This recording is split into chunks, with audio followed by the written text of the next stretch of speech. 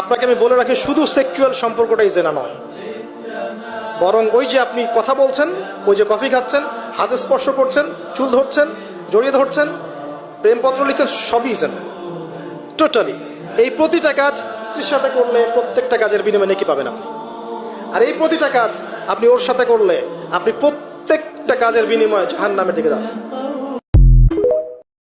জেনা মানে শুধু ফিজিক্যাল রিলেশন নয়, জেনা মানে রাতের বেলা জেগে কথা বলাও, অনলাইনে চ্যাটিং করাও, আপনার বান্ধবীর সাথে কফি খাওয়াও, সব কিছুই জেনার অন্তর্ভুক্ত।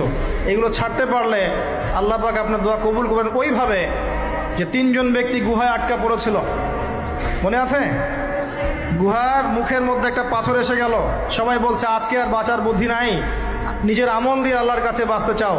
তার মধ্যে একজন বলছে আল্লাহ, আমার চাচাতো বোন ছিল, তাকে পেতে চাইতাম, সে রাজি হয়ে গিয়েছিল 100 স্বর্ণ মুদ্রার বিনিময় করতে তার রানের মাঝখানে। সে ওই সময় বলেছে তুমি আল্লাহকে ভয় করো, আমি মুদ্রাও দিয়ে দিয়েছি, ওখান থেকে আমি জেনা না করে চলে আসছি। আল্লাহ, এই কাজ যদি তোমার পছন্দ হয়ে থাকে, আজকে এই মৃত্যুর হাত থেকে আমাকে বাঁচাও। এই পাথর সরে গেল।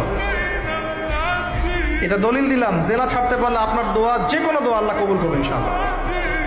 শুধু তাই নয়, আরশে আজিম আল্লাহ পাকের সবচেয়ে বড় সৃষ্টি, এর নিচে আল্লাহ পাক 7 শ্রেণীর মানুষকে ছায়া দিবেন। তার মধ্যে এক শ্রেণী হচ্ছে সেই যুবক যাকে কোনো সুন্দরী নারী আহ্বান করেছে খারাপ কাজ করার জন্য, উচ্চ বংশের, সে বলেছে আমি আল্লাহকে ভয় করি। পারবেন ইউসুফের মতো হতে? আল্লাহ পাক তৌফিক ইনায়াত করুন, আমিন।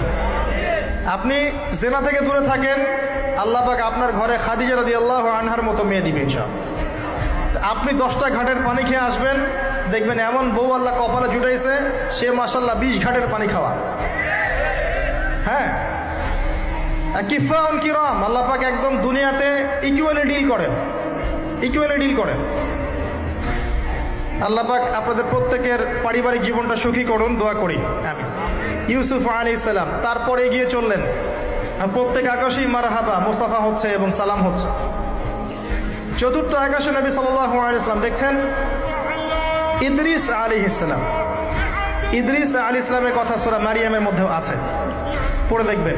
সালাম বিনিময় হলো, নবীজি এগিয়ে চললেন।